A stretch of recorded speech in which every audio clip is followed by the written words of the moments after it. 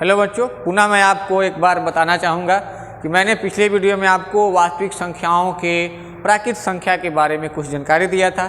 मैं नेक्स्ट आपको पूर्ण संख्या के बारे में बताना चाहता हूँ कि गिनती की संख्याओं में सिर्फ हम क्या करते हैं, जीरो शामिल कर देते हैं तो ये पूर्ण संख्याएं हो जाती है। मतलब पूर्ण संख्या में हमारा प्राकृत संख्या भी शामिल रहता है। यानी इस प्रकार से कहा जाए कि प्रत्येक प्राकृत संख्या एक पूर्ण संख्या है, क्योंकि आप यहाँ से देखेंगे एक के बाद अगर देखा जाए तो ये प्रत्येक संख्याएं प्राकृत संख्या में पाई जा रही हैं। मतलब जीरो को छोड़ दिया जाए तो जितनी संख्याएं होती हैं सभी संख्याएं क्या होती हैं, प्राकृत संख्या होती हैं। अगर हम प्राकृत संख्या में जीरो शामिल कर दें तो ये संख्या क्या होंगी, पूर्ण संख्या हो जाएंगी। बाकी सभी संख्याएं जस्ट लाइक, मतलब पूर्ण संख्या में सिर्फ एक क्या बढ़ता है तो शून्य बढ़ जाता है। इस प्रकार से हम कह सकते हैं कि दुनिया की प्रत्येक प्राकृत संख्या एक पूर्ण संख्या है, लेकिन शून्य एक ऐसी पूर्ण संख्या है जो प्राकृत संख्या नहीं है। ठीक इसी प्रकार से जब हम पूर्णांक में आते हैं तो पूर्णांक में देखते हैं कि देखिए यहाँ से प्राकृत संख्या, यहाँ से प्राकृत संख्या, यहाँ से देखते हैं कि पूर्ण संख्या।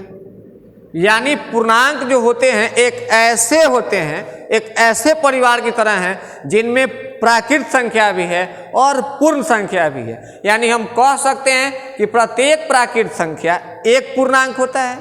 यानी आपके मन में जो भी संख्या आ गया ना, उस सभी संख्याएं एक पूर्णांक है, चाहे वह धनात्मक है चाहे वह ऋणात्मक है। यानी ये पूर्णांक, प्राकृत संख्या भी एक पूर्णांक है और प्रत्येक पूर्ण संख्या भी एक पूर्णांक है। लेकिन कहा जाए क्या सभी पूर्णांक एक प्राकृत पूर्ण संख्या है, तो सभी पूर्णांक नहीं है, क्योंकि प्राकृत संख्या और पूर्ण संख्या में आप देखेंगे कि माइनस जो संख्या हैं ये न प्राकृत संख्या में है न पूर्ण संख्या में।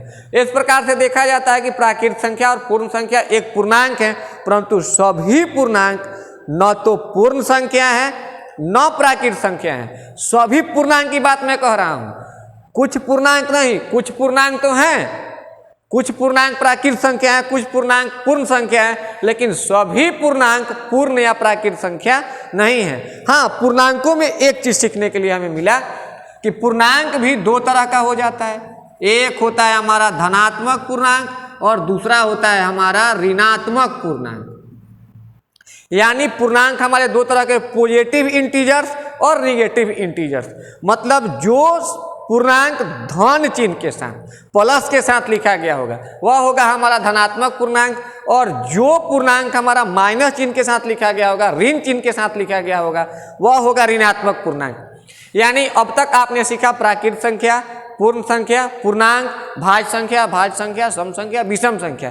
इसके बाद हम आपको बता रहे हैं कि आखिर संख्याओं के द्वारा जो 10th क्लास में पढ़ना है, यूक्लिड की विभाजन प्रमेय, जिससे मौसा हम लाते हैं। मौसा क्या है, लौसा क्या है, तो जब संख्याओं की जानकारी आप ले लेते हैं तो इससे हम सीखते हैं मौसा और लौसा। धन्यवाद। नेक्स्ट वीडियो में हम आपको बताएंगे मौसा लौसा।